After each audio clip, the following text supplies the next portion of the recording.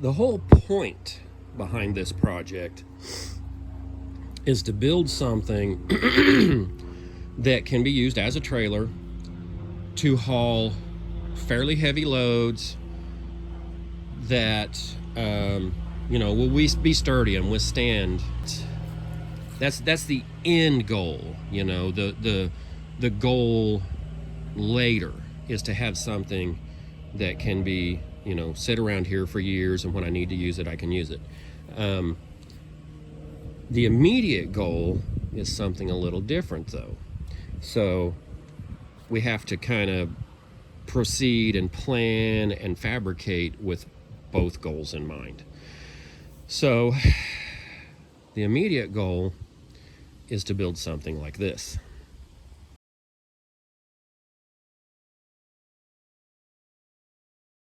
And I want to make it more like a flatbed. And in order to do that, I have something else over here that's been sitting for years and never really got used for the intended purpose. So let's go look at it. Okay, so this up here was a new design inertia log splitter that I started building, and then where I worked, we had a real nice shop. I could use the welders and the torches and everything after hours. And then I transferred into another facility, and we don't have nearly the same opportunities. So it never got finished. It's still sitting here, but we're not looking at that. We're here for this boat trailer. So what I want to do is I think I want to pull that axle out and use those tires and wheels on the other trailer. And I may change my mind halfway through. I may use part of this frame. I don't know. We're not there yet. The steam engine show, the annual steam engine show, is coming up in a month and 2 days. This is how I always do stuff, And I have a relative named Teresa who absolutely loves going to the steam engine show. And last year we all had plans, a bunch of us, family and friends, all had plans to go to the steam engine show. And the day of the show, I got a message from her husband, my cousin, and said they weren't going to be able to make it because she was. So we found out the reason Teresa was sick last year for the steam engine show. About a month and a half ago, she was diagnosed with stage 4 cancer. I had some time that I got to spend with her, and she was adamant that she wanted to go this year. She told me multiple times, I really want to go to the show. So,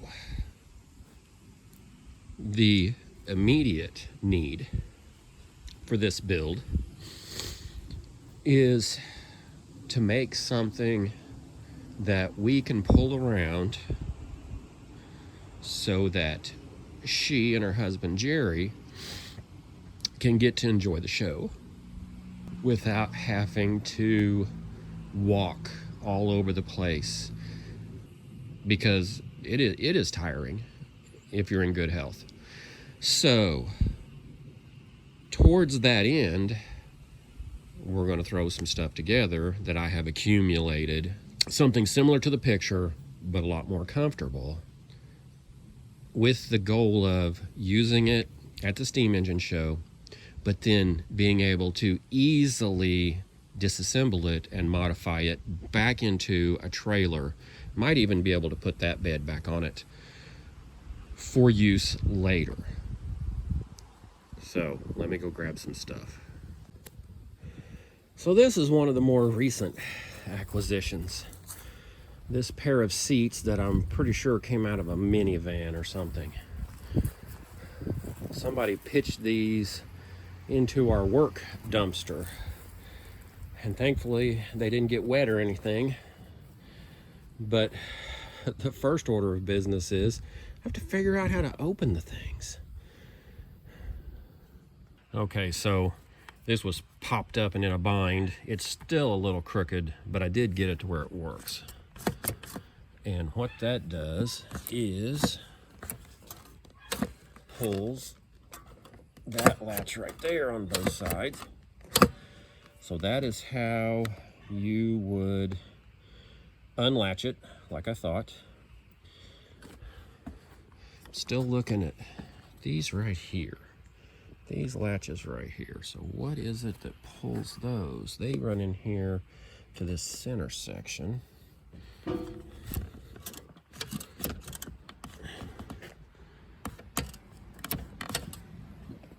So I don't see what is supposed to pull them. I mean, there's only 2 levers and this carry handle. It has to operate off of those 3 items. And right now, I just need to get it open so it'll sit up. Okay, so after tinkering with it for a few more minutes, I finally figured it out. And it was something I kind of suspected. So these have to be in latched position. In other words, this has to be locked in at the front, and then the back has to be locked in also before this lever right here will let you open the seat. All right, so got everything put back together. Got one of the, I don't remember which one. One of them was bent underneath. Got it straightened out. Everything seems to work now. We'll have to do a little bit of gluing right there because the tab is broken in the backside. The lock is broken on it. But all in all, these are nice seats. If anybody knows what these are out of, drop me a comment, because I probably could use some of these for a later project. I'd have to change the bases, obviously, and everything, but the seat itself, I like the way they are made. And the fact that you can fold them down would work good for a little pickup or an extended cab type arrangement, so you can get into the back of it. Anyway, other than some cleaning, and like I said, gluing that one corner over there, these are good to go. Okay, so looking at the old boat trailer again.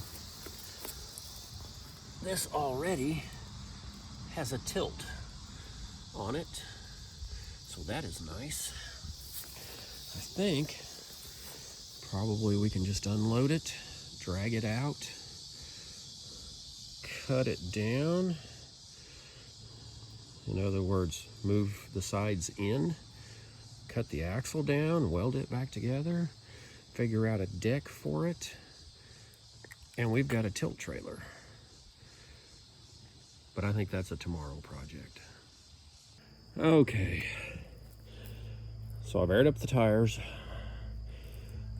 and then with all these short chains, I have cobbled together something that is hooked to the frame, runs across here,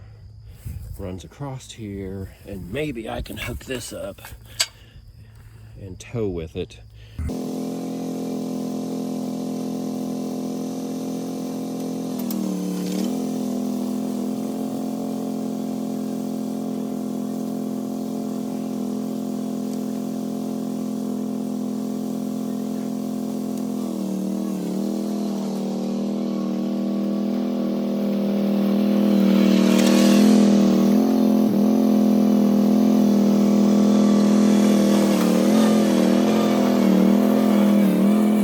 Okay, got backed up here, everything's unchained. I need to figure out how to get that off of there. And I don't have an easy way because there's no overhead trees or anything here. I have the cherry picker, but it's not gonna lift very high. And even if it did, I couldn't swing it around in this gravel. I really do not want to tear up that old industrial engine. That thing came off of a huge cement mixer that you tow, and it went through the Joplin tornado. and it damaged the frame on the mixer and everything, but the engine survived. And it's been sitting for a while, but it used to run really good, and it's got that gear reduction on it, so I really don't want to damage it. So probably I'm just going to pull it off. And then the rest of the framework is either really stout or there's not much that can be damaged on it. So I think that's the next course of action, is to just remove that engine, store it away.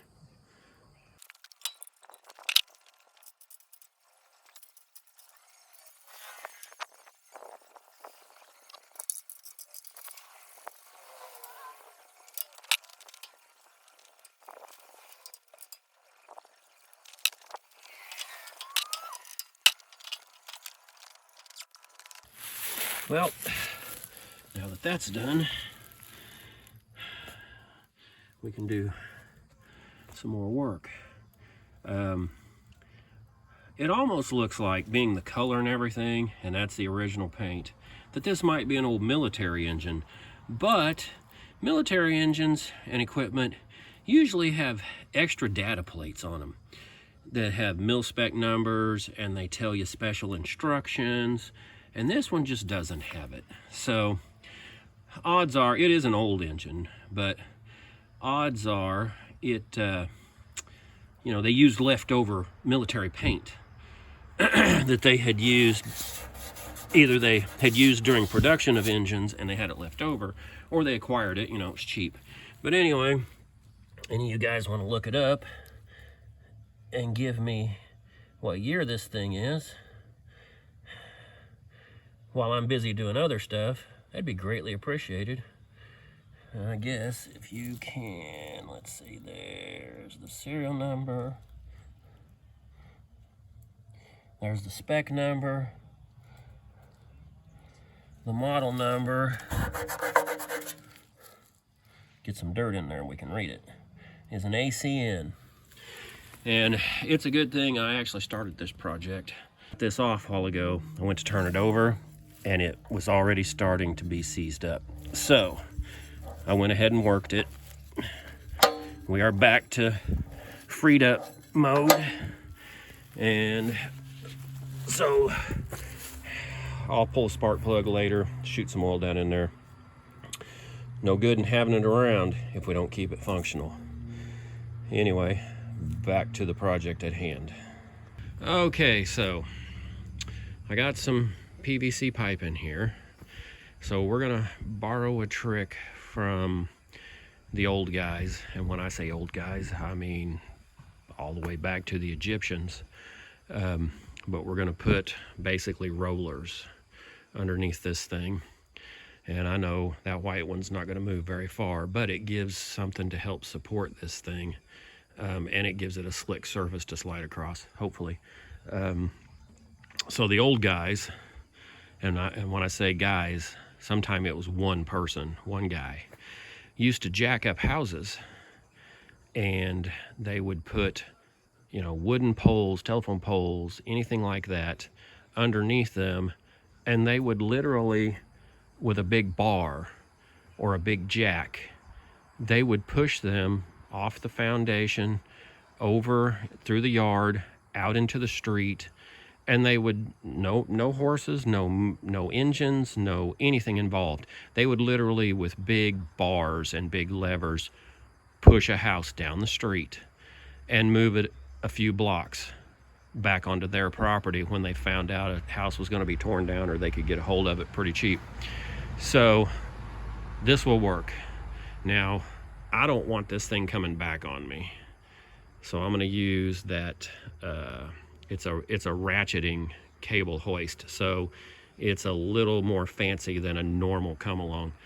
And once I get it down to where I don't have any more travel, or I'm running into stuff, because I'm going to run into that pretty fast, I'll have to chain it up, and then I'll have to figure out what I'm going to do. But once I get far enough, all the weight's up toward the tongue. Once I get far enough, it'll actually tip up, and I can unhook it from the old clipper, and then it should be a lot easier to get off of there.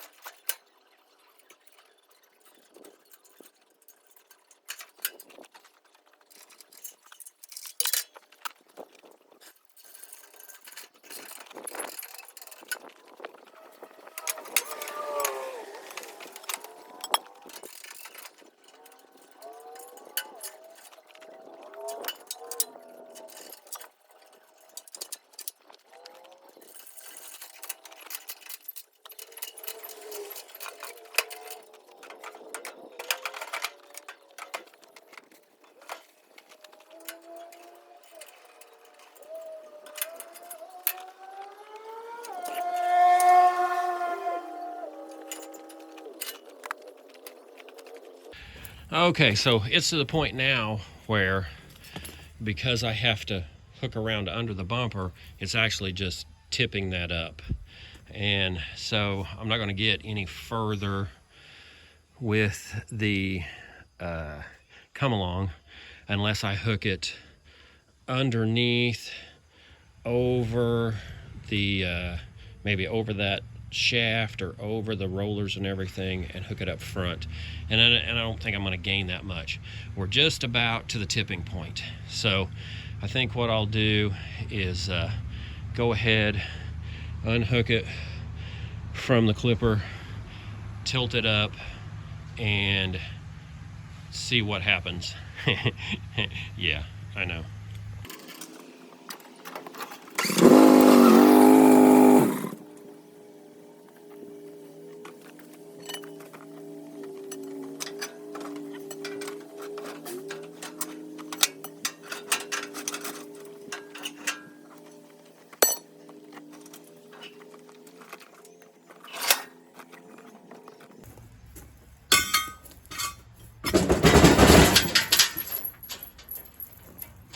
There we go, did half my work for me.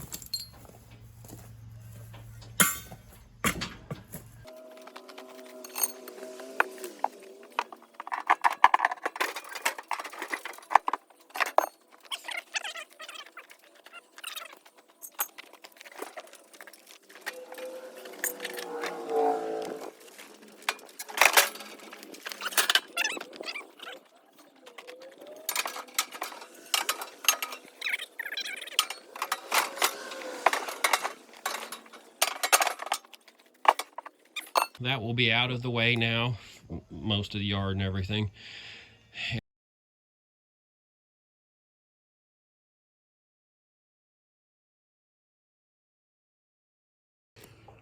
Well, I had a friend stop by and he wanted to help with the project, but he didn't necessarily want to be on camera. So this got done while we were working together. We ended up slicing the frame apart and taking out 7.5 inches in width in order to get our 4 feet from that bolt head to that bolt head. And we're going to end up cutting most of that off, probably bring them in, probably shorten the tongue. But now that all the cutting is done, we can start grinding and everything and get it to where we can weld it.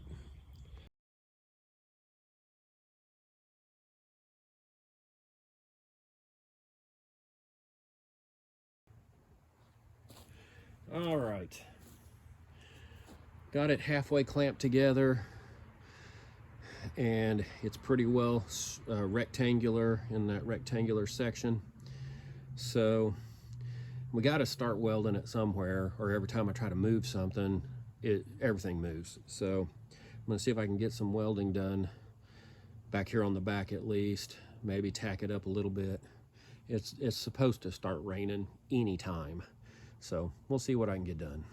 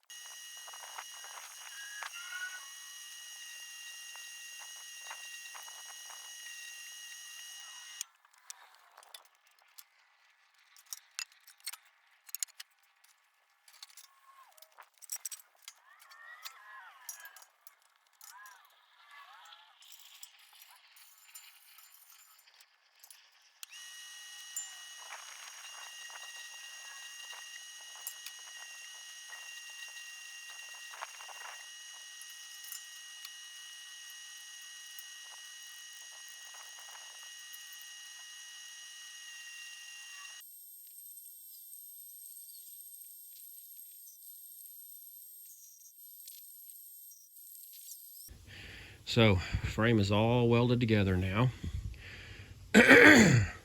And today I was trying to decide what to do to cover the deck. And I made a little short drive down to my uncle's house, one of the nicest guys on the planet. And he went back with me to his scrap pile that is free for any of the family to come use. And we got this beam for bulk shelving. I think that's long enough to make 2 cross beams. And then he had this, which this will be awesome. It's very sturdy. If you ever want to haul dirt or gravel on this, all you have to do is put a piece of cardboard down.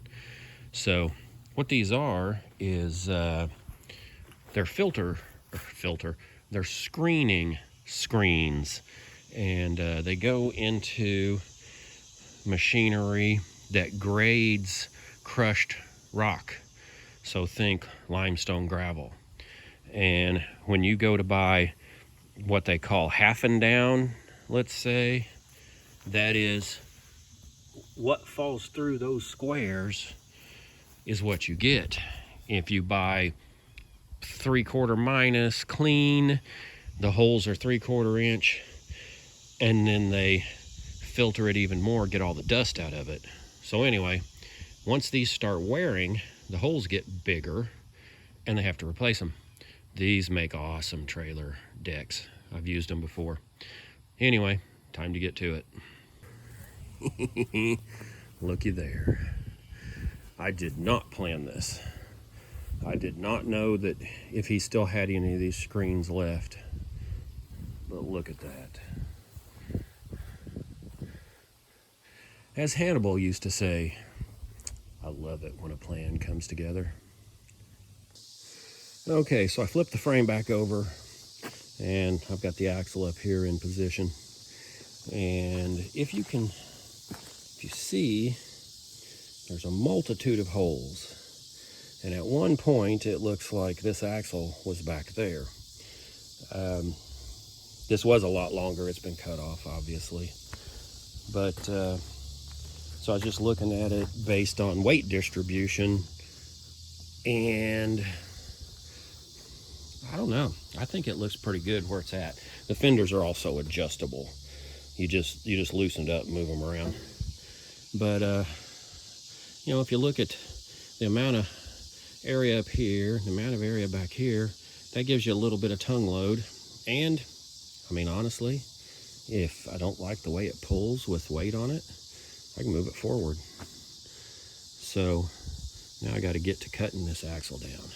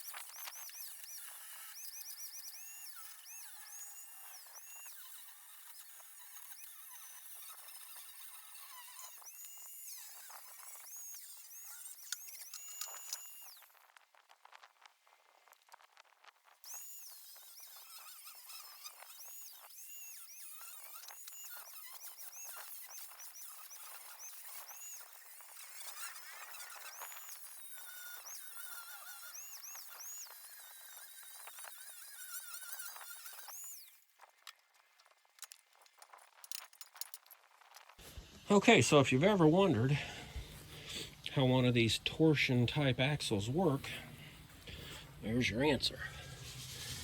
You have a square bar inside a square tube, and they put rubber in all the corners. That's how your suspension works on these old trailers.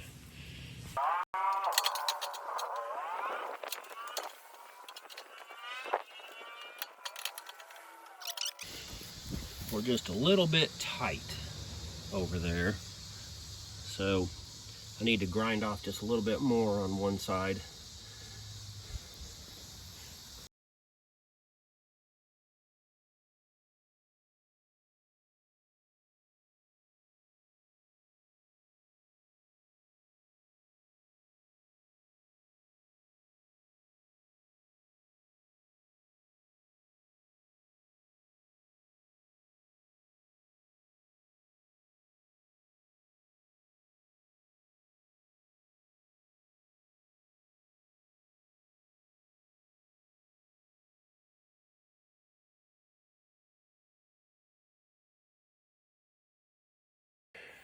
There, that'll fix that. No more worrying about bolt holes lining up and all that.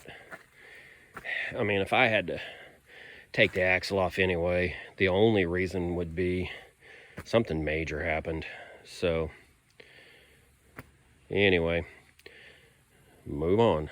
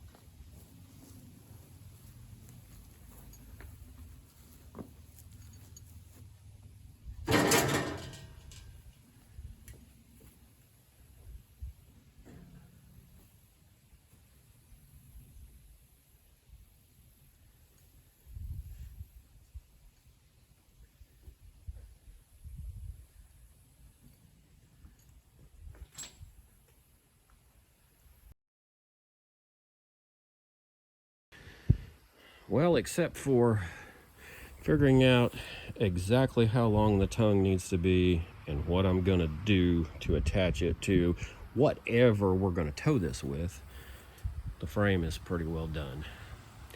Yes, it is ugly. Definitely ugly. But it will work. And I can pretty it up a little bit. So now I need to take the mesh and fit it to the deck.